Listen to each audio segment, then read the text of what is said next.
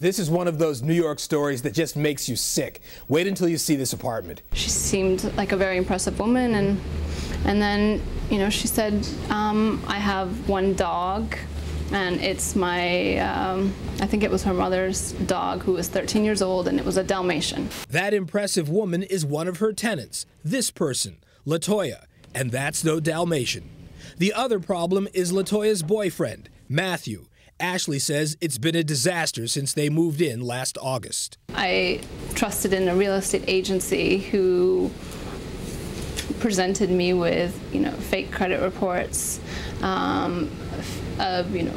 a business address that never existed, an accountant that never existed. And the tenants below very quickly started complaining that it wasn't just one dog. There were puppies in the apartment. The dogs were being left out all night long, barking. I had citations from sanitation. You know, the feces were being shoveled literally out the front door and onto the neighbors on both sides. Trying to run a modeling agency and deal with problematic tenants is not easy. There was the flooded basement, allegedly caused by LaToya, the ineffective lawyer, and then the alleged threat from LaToya's boyfriend, whom, by the way, was recently released from Rikers Island on a robbery charge. He said if he sees me near the building, he has a gun, he's going to kill me, and if anybody, you know, if anybody screws or with his dogs, he's going to kill us. That's what he said. By now, it's November. Ashley has been to court and won a judgment. The heat and hot water have been turned off. Ashley says for long periods of time, the dogs are left unattended.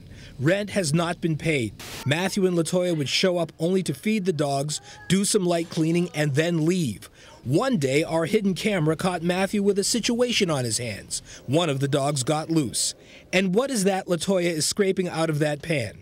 On second thought, I don't want to know, but I can only imagine what that apartment looks like. We called all of the proper agencies, explained Ashley's situation, and waited for the system to turn on. Here we go. Valentine's Day. City marshals, animal control, and officers from the 72nd Precinct converge on 183 38th Street. This is the guy with the pit bulls from before? We spoke to you about that before. I mean, you said you didn't see them before. What happened? Who are you? Howard Thompson, Channel 11 News. Oh, yeah, help me out. Yeah. There is confusion at the outset. Police received the call as a man with a gun, even though marshals notified the precinct about the eviction the day before. We explain the situation. The professionals take over. The dogs are removed. Ashley is in for a shock. Oh my God. Oh God. The apartment smells horrible. The floors are covered with dog feces. There's a pile on the second floor landing, a bone in the corner, burn marks on the floor. The apartment has been destroyed. Ashley is in shock. Ashley, come on. We need to get this moving, all right? Come on out. Inventory, you can sign what he left in the apartment. I'm just going to write that there's animal feces all over the furniture. In 8 years, I never even had a late rent payment, let alone a completely destroyed building. Our story should end here, but it doesn't.